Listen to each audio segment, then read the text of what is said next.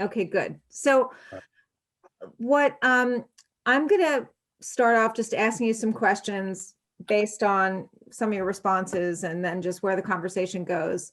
My goal in this is to get a nice, we're doing these designer videos. Mhm. And so I'd love you to be one of them. And but we'll see. I You mean, keep maybe cutting. I have never heard of a human ecology major. So that kind of fascinating. That kind of fascinated me. I was like, what? Neither have I. It was a very interesting, it was a very interesting major. Specifically, the reason why it became so interesting is because I had a lot of majors. So I was an architecture major, I was an interior design major, and I did dance. I was a dancer as a kid. Um, I mean, but that was like a minor thing. But I was in the performing arts, so I kind of like jumped around. But because my school didn't have an interior architecture program, so I really what my focus was to become an interior architect, and which is really what I do anyway now. But there was no type of major at the University of Maryland in that, so that they put me into the group of interior design was human ecology, architecture was from part of the whole ball. So they just let me do that, and it's a bachelor of science, not a bachelor of arts, which was very confusing when I was graduating school.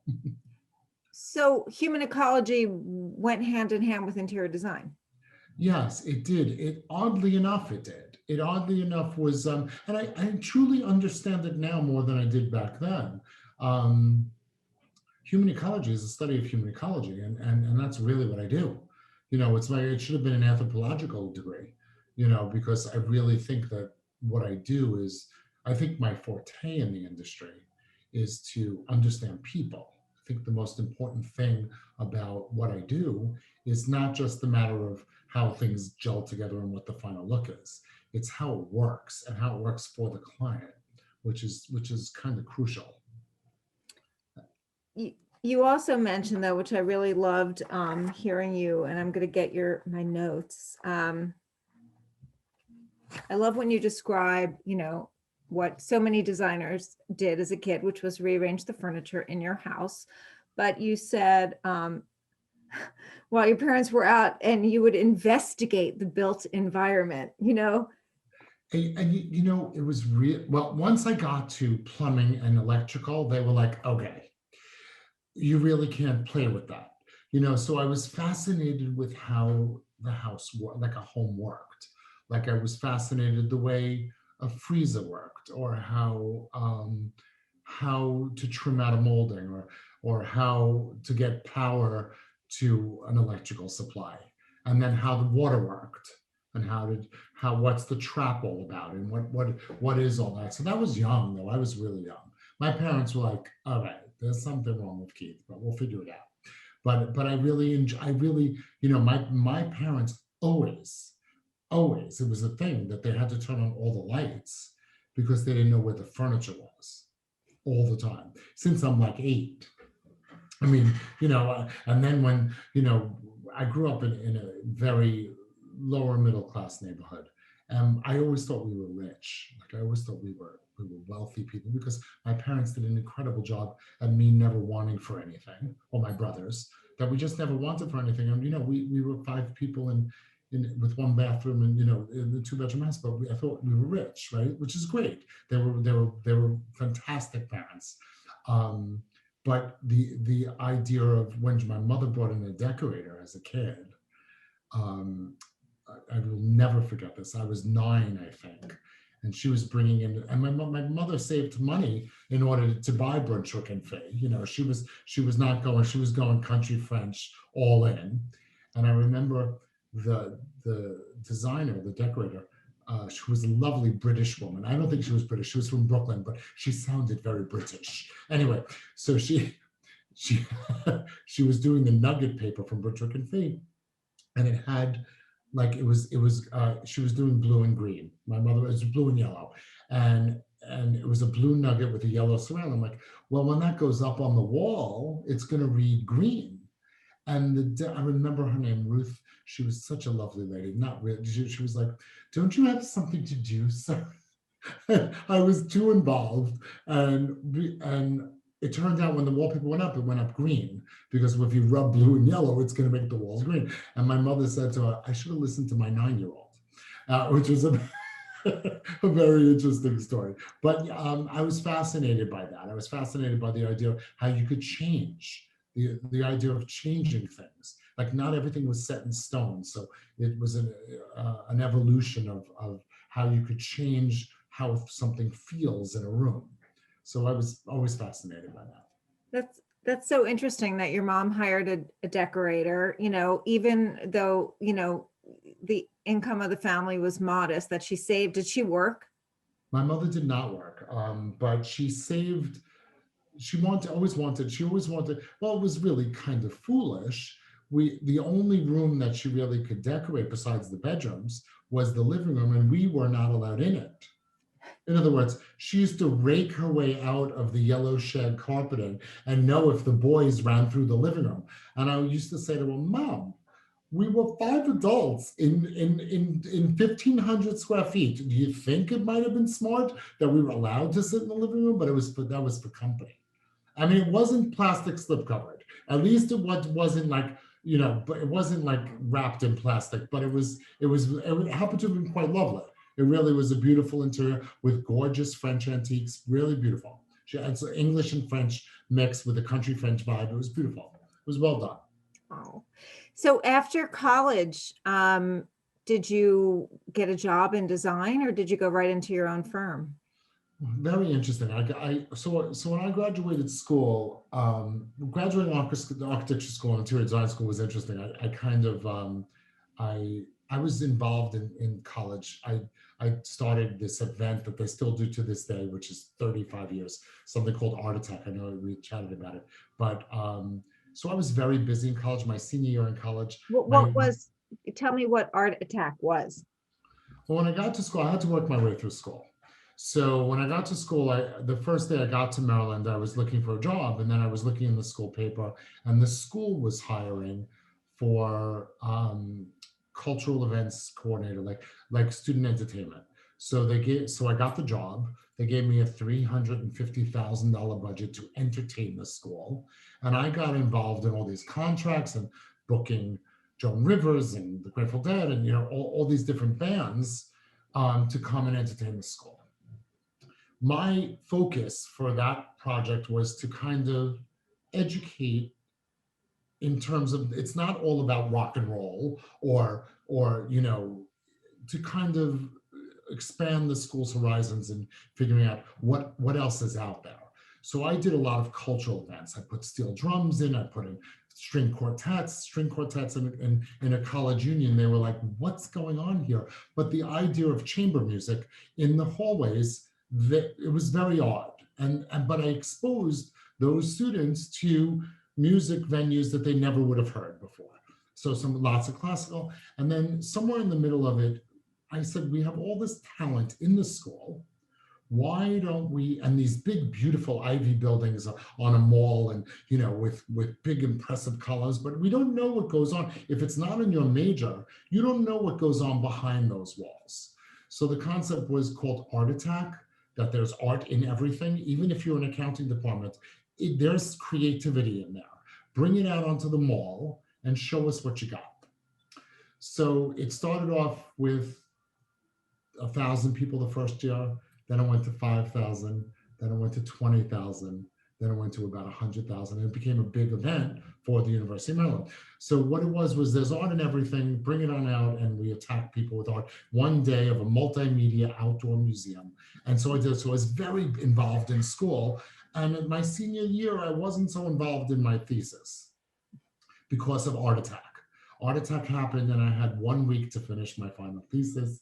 Finished the thesis, and my teachers were like, "There's no way you're getting through this." But it was judged by IMPay, the IMPay Associates, and I won. So I got an A, and because I won, I got to graduate. So that's the real story of that. Anyway, when I left, I was going to 3 different things. Sorry about that. Skidmore. I'm sorry. Can you I can you yeah, put it down? just, just take it off.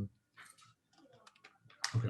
Um, so at the time they were building Epcot in Disney, Yeah. and I was fascinated with Walt Disney. I was fascinated with the concept of entertainment and cultural and that whole thing. I was fascinated. So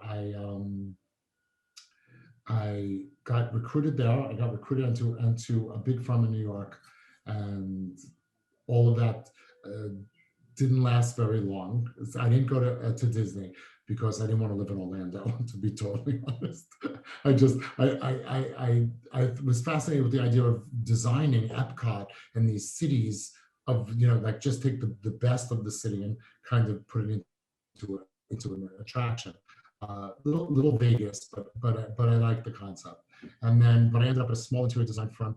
Then when I left there, I ended up in a retail situation because my uncle was buying a sofa and it asked me, could you come by and just give me a hand?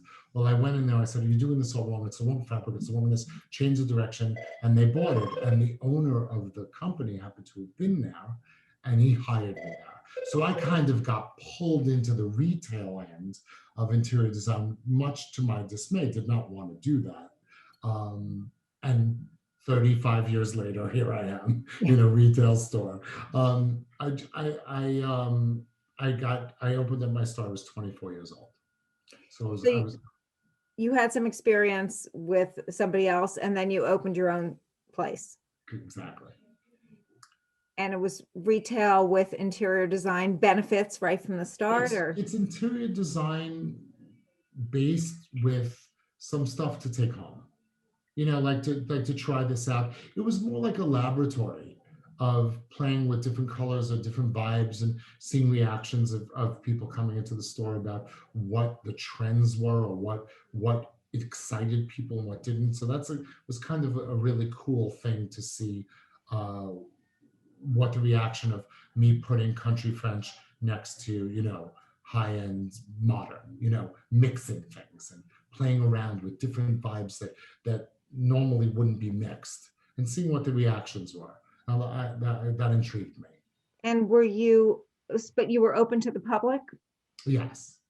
And I started on the South Shore of Long Island. Now I'm on the North Shore of Long Island. And did you go to High Point back then? Where were you Oh, yeah. getting all your product? I've been going to High Point since I'm 22 years old, 23, 22, 23, which is a long time. I need a better moisturizer.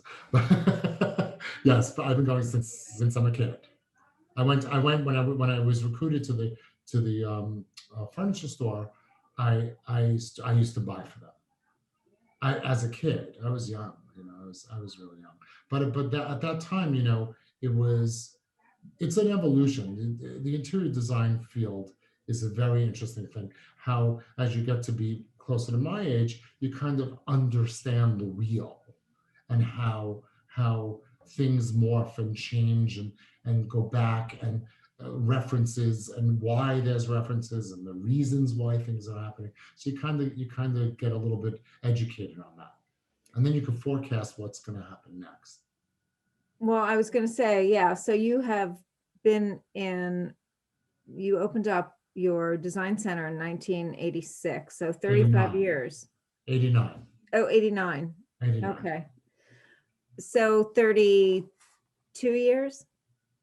Something Yeah. like that. Something A like long that. time ago. So yeah, I mean, you must have seen a lot of changes in, gosh, all parts of it, retail, design, fashion, what Yeah, if, politics, everything comes into interior design. Uh, mental, psyche of our culture, how things happen, decadent times, frugal times. You kind of see it all, and what happens when things aren't so good in the economy. What happens to the interiors when the economy is good? What happens to the interiors? Pandemic, what happens? What are the reactions of that? That fascinates me. It fascinates me how our culture um, dictates what the interior design trends are. It's amazing to me. I find that truly fascinating. so what have I mean, in the last year, it's kind of like a lot of things have happened. What's where do you think it's going or been going due to Well, COVID? I think we've been through hell. And as Winston Churchill said, when you're going through hell, keep going. So I think that there's this yearn for opulence, a yearn for reckless abandon. This kind of we've been so locked up that I think that these will truly be the Roaring Twenties as long as we don't have any more setbacks. I truly think that we're going to go into a time of pure decadence in almost like when I was a kid in the 80s, a little bit like or the 20s or that revolving wheel is that there's we've been so kind of caught up in our own little domiciles, right, so to speak, and literally, right, where we're in there, that all of a sudden it's like, pajamas and velvet. It's kind of like I just want to be, we have to be cocooned, so to speak. And then once we're let out of that cocoon, it's a lot of fun. I do think that there's a light at the end of the tunnel. What's it been like for you as a designer through this, working with clients? How did, Well, at the beginning it was brutal. The idea that I cleaned my apartment 3 times with a Q-tip and rearranged my salt and pepper shakers 14 times, and then I started with a friend of mine. We started a charity to help people in Feeding America. But dealing with them, it's been a very interesting thing. People are kind of like, when can I do it? When can you get this done? I'm like, well, the supply chain's not so great, but we'll get it done as soon as we can, and we can do the things that It's amazing how appreciative it is when you get a small thing done. Just the paint on the wall after construction is like, oh my God, I see, it's coming, and that every little thing kind of gets you to that home, to the place of the finish line. But it's been interesting. It's been interesting. A lot of the men are involved now more, that they're like, they want to know comfort and because they're and soundproofing of the kids and Zoom calls and there's a lot of other variables that we never thought about, and that all of a sudden the dining room has become the new home office, and you might have to water that plant because it's right behind you, right? So the concept of figuring out what is important. I think there's a lot of good that's going to come out of COVID, an enormous amount.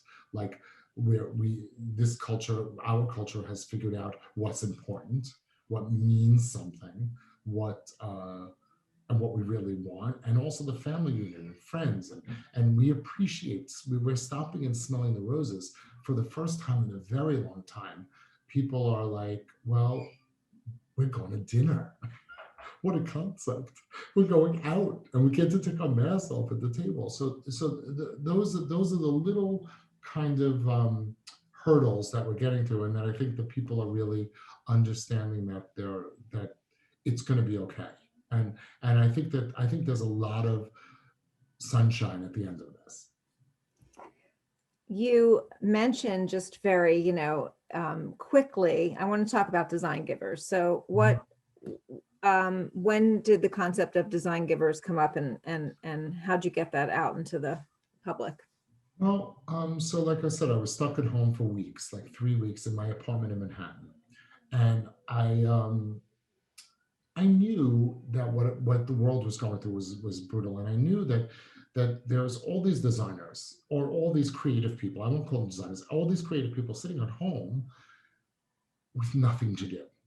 That untapped energy of how could we get, and so and Annette Jaffe, dear friend of mine who's a designer here in town as well, called me up, and she starts to talk to me about maybe we could do some video chats with people in the neighborhood. And when she gave me that little thing, we kind of like, I got it. At this time, it was when Italy was in bad shape, and so I knew that I'm sure there's designers in Italy that want to help Italians, right? That need to do that. So what a concept was to have Zoom chats like this and saying, honey, a little to the left, a little to the right, move this up, put stack of books and put that vase on top of it.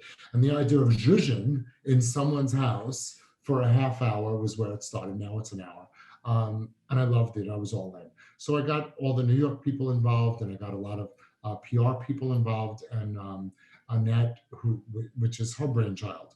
Um, we kind of got together, and we're still formulating it today. First, it was for the PPP, and then Frontline it was for the PPE, and now it's for Feeding America.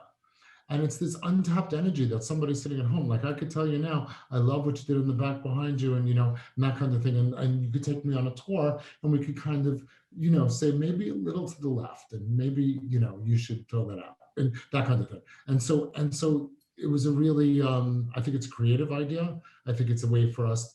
It was all about the front line at the time. Like, what are we going to do to help? We have to help. There's no masks. There's no gowns, and I was getting my fabric showrooms to start making gowns and start making masks. I mean, it was really, as you know, it was really like, what do we have to do? And we were stuck in our apartments. It was just brutal, but I think we got it going, and it was up and running. We got it done very quickly. We got it up within like 5 weeks, 4 weeks. We got the organization running, and I think it's a really good idea.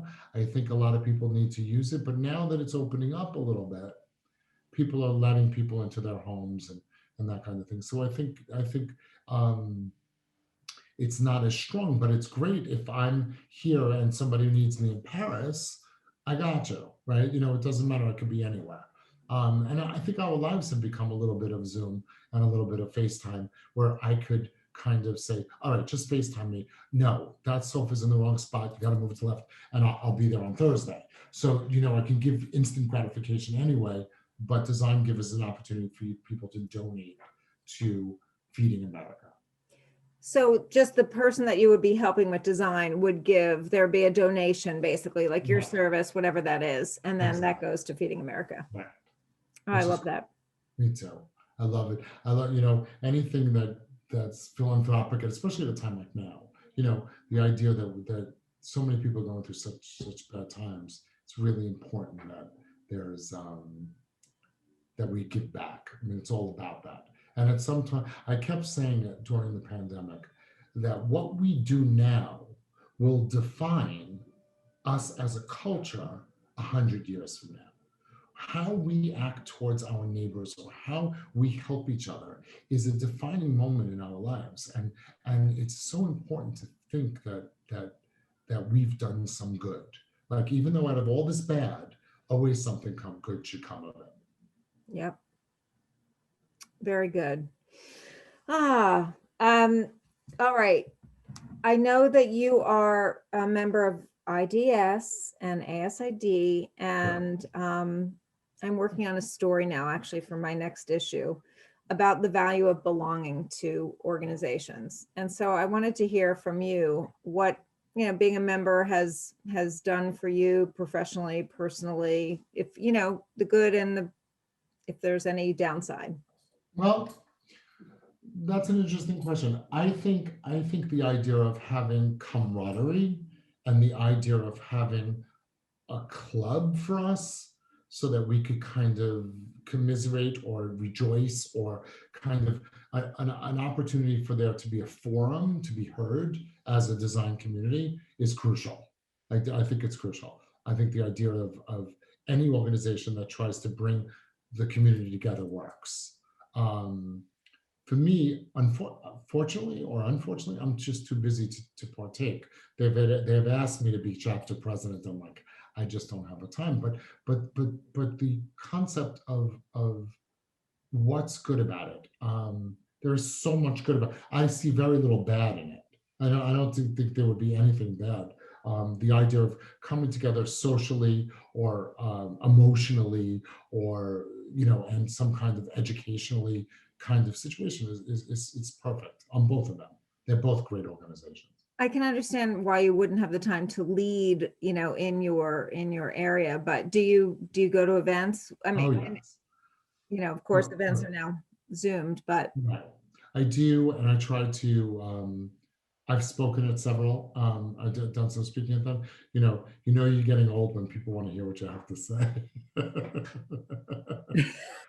like, But Yeah, I think it's an important thing. I think it's important as a community that we all kind of help one another, right? I mean, there's right now or the whole time there's plenty of business to go on. I could see how some interior designers would think that it would be count that everybody's in competition. Some younger, less seasoned designers would feel like, why would I want to join ASID or IBD? Why would I do that?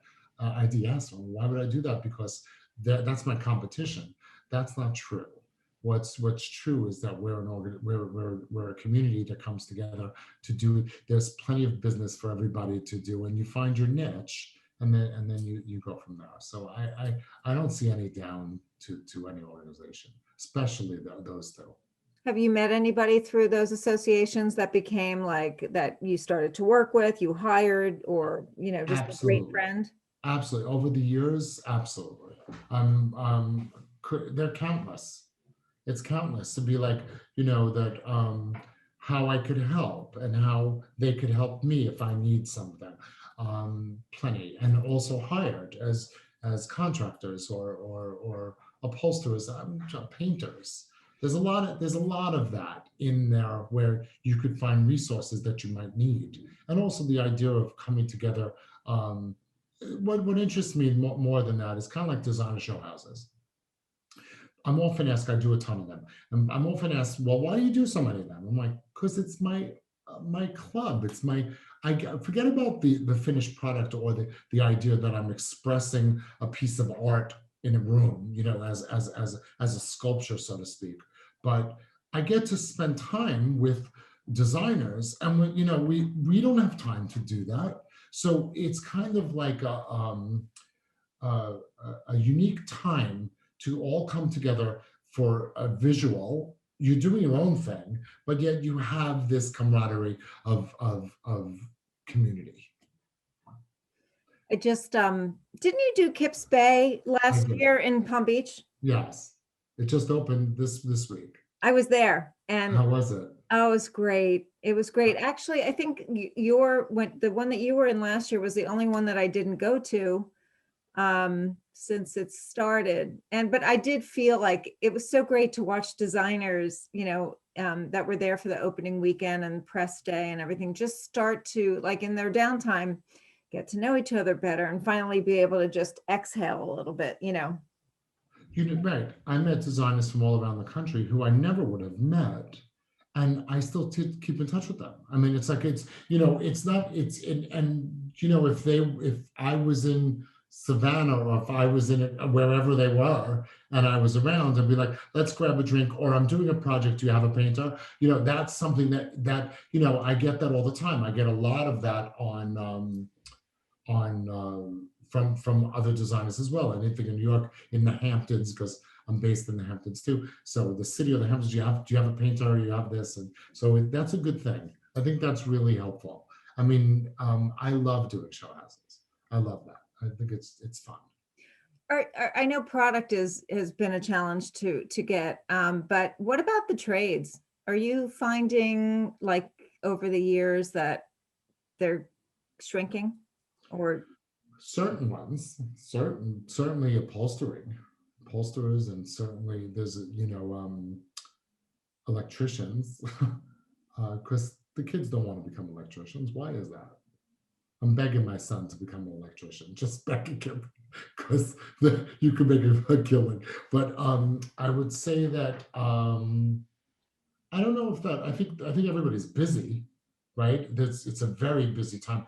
Getting trades to do the work correctly is not so easy, but when you hire good people, they're around. It's yeah, good. you must have great relationships over these years, Oh, with sure, sure.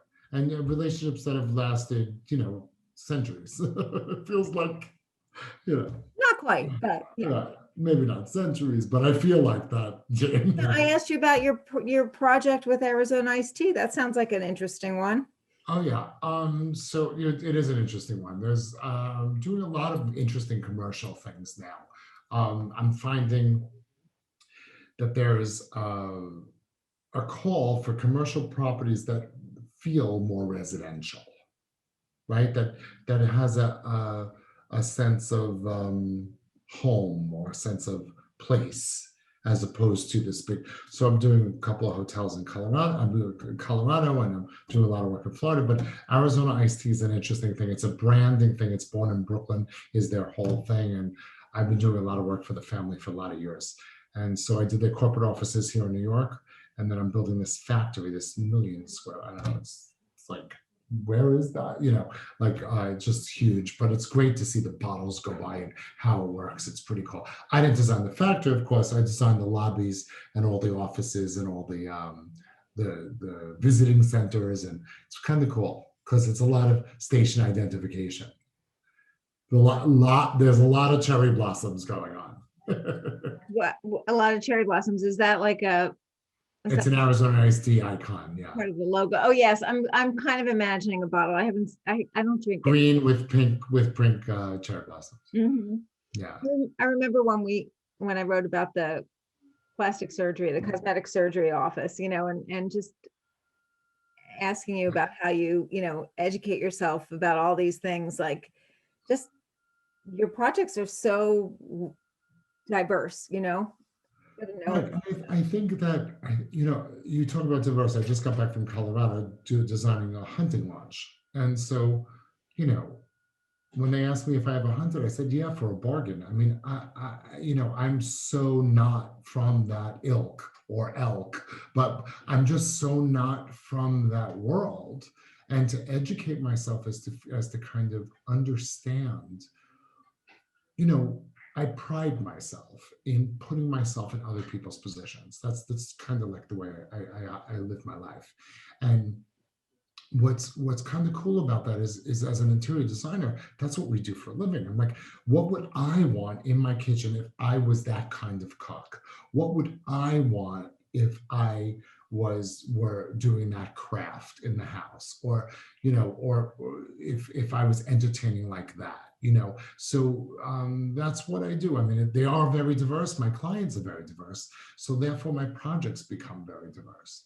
Like, I do really high-end modern and very traditional, and from all across the visuals. And I always say, they're like, what's your style? I'm like, what does that have to do with anything? In other words, my style has nothing to do with it. I love everything as long as it's done well. Is pretty much my standard answer of what it is. But when you're doing a corporation, you're kind of, it's what your brands, and now all of a sudden brands has become the new brand. I don't know, that everything has to kind of like, what's being put forward, what's on the frontal lobe of the visitor of what that is in a corporation. So it's very interesting.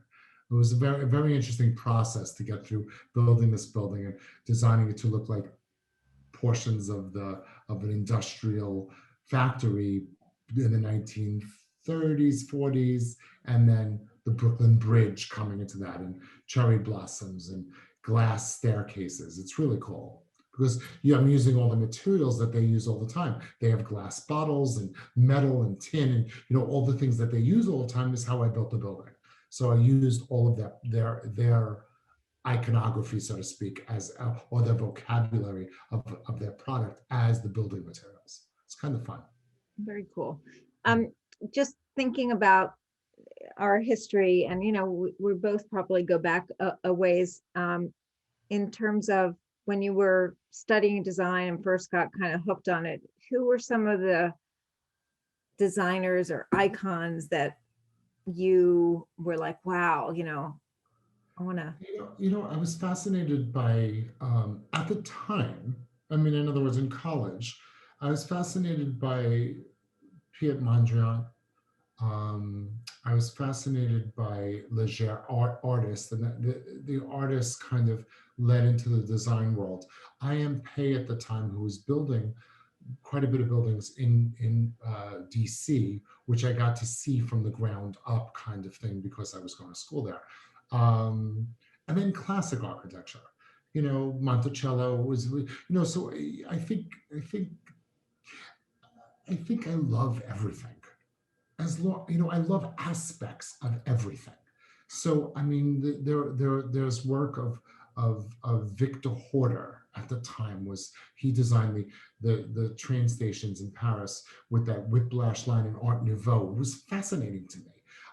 The work of Gaudi was another incredible kind of what, like it was like this, what, you know, you can do that, you're allowed to do that, you're allowed to break all the rules in you know, in class. And I went to a bow-tied kind of architecture school. So you know, coming from New York City to a you know, a very classically trained architecture and interior design school was like, what, you know, what do you mean you're going to use black? You know, and you know, so that kind of thing. So I'm I follow the rules, but I beat the hell out of them all the way through. You know what I mean? I try to explore the variations along a theme as much as we can. We have to kind of explore that, and that's moving forward, right? We have to know the vocabulary of what happened before, and kind of use that vocabulary to move forward in design. So let's just for one moment talk a little bit about Broadway shows because, you know, Oh, you're talking about my, you know what, Jane, so many people have asked me, I'm going to take a different angle on this. So many people have asked me, like, why do you go every night? I used to go every single night. Like I used to come home from work, drop my bag. Didn't matter what I looked like. It didn't matter what kind of day I had. I would drop my bag and in the city and run to the theater.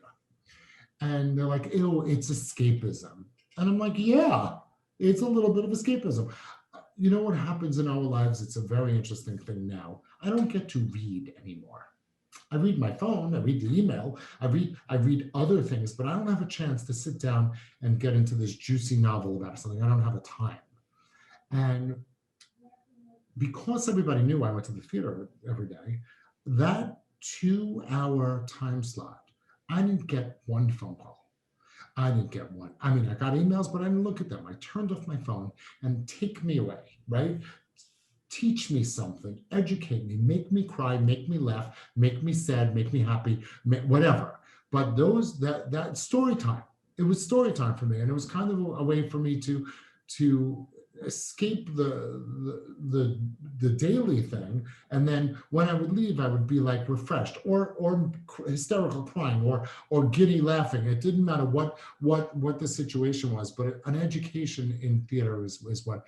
But I'm a huge fan of the performing arts. So I mean, be it dance or be it or any kind of art. But this was an opportunity to see all, you know, when you go to see a play or a musical or whatever, that all the mediums come together, like set design and music and acting and costume design. When it all comes together in this perfect sphere, you're like, that's the reason why I go to theater, you know. And so when you see everybody at the top of their game doing like the best of everything, it's the reason why I go. And it was, and now I miss it terribly. yeah. Well, you know, in a way, you're creating that stage for people, you know, to Yes. to live out that life. Um, do you have like a top 3 favorite shows or musicals? Top 3 favorite shows or musicals. Oh, that's like asking me which kid I like better. Or what was Yeah, the there's things. I mean, some Terrence McNally stuff like Mothers and Sons was. I mean, you know, it's kind of hard. It's like it would have to be in which category. In terms of musicals, of course, Hamilton being, you know, a trendsetting, but I kind of like the classics too. Hello, Dolly with Bet was incredible. I liked. I'm talking about the past season. There's so much when you see so much Mm. that you kind of like the ones that jump off the page are the ones that you know. I did some production of I was doing some producing of Broadway. I did Oklahoma and Head Over Heels with the Go-Go's. So I was very involved in the creative end of it, and the producing end of it, and then of course the spectator end of it. So I just love the craft. I love the craft of anything that's like, you know, I like the craft of printmaking.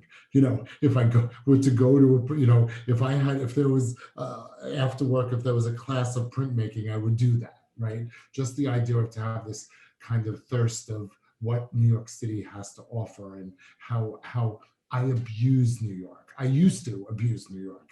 Like if you're living here, the only thing to do is to kind of use it. I mean, don't, but now I've come, like I've never watched so much TV in my entire life, ever. Like I've never been able, but I'm involved in all these kind of shows now. It's like, oh my God, did you see this or did you see that or did you binge watch this? Yes, I did because I have the time now. I can't wait for it to go back to where I could be in the theater and where people are enjoying the live performances of something. There's nothing like it. Yeah, I agree. I haven't been in a while. I mean, even before COVID, I hadn't been in a while. So Hamilton's on my New list. York, when we open up, come, we'll go. Yeah, no, it'd be great. That's pretty, I'm pretty much, I'm good with it. Cool. Is it? Yeah. I always ask, and you put it on your questionnaire. Is there something you wish I asked you that I didn't, where design is going? We talked a little bit about that. Well, I think we did talk about that. We talked mostly about the idea that our interiors have become really important to us, and more important than they ever have because we've been stuck at home. Most people are like, I was telling this story yesterday, where grandma's china, right? Where you can go to any antique store and there's boatloads of grandma's china. And that's an indication to me of a sign of the times when younger kids are starting to look at China. What that means is that they're back at home. They can't serve on paper plates. You're having company, it's dinner, it's home. And that we were so busy of running out and kind of not focusing on the place setting, right? And now it's back to that. Is inspired. It gives me hope that the art of conversation and the art of dining at home and a swing back to tradition, slight swing, not a major pendulum swing, but the idea of having it a little softer and things a little bit more tender at the house is what's becoming. I think the idea of opulent fabrics and things that feel really good as opposed to what wears really well. I think I'm seeing a swing back there. So I mean, in terms of where is design going, it's still going, which is what the best thing is. We're still moving forward, and I love that. And, I'll be there to harness it, kind of get it into reality. Yeah. Oh, well, I thank you I thank you. for It's your so good to time, see you. and I'll see you soon.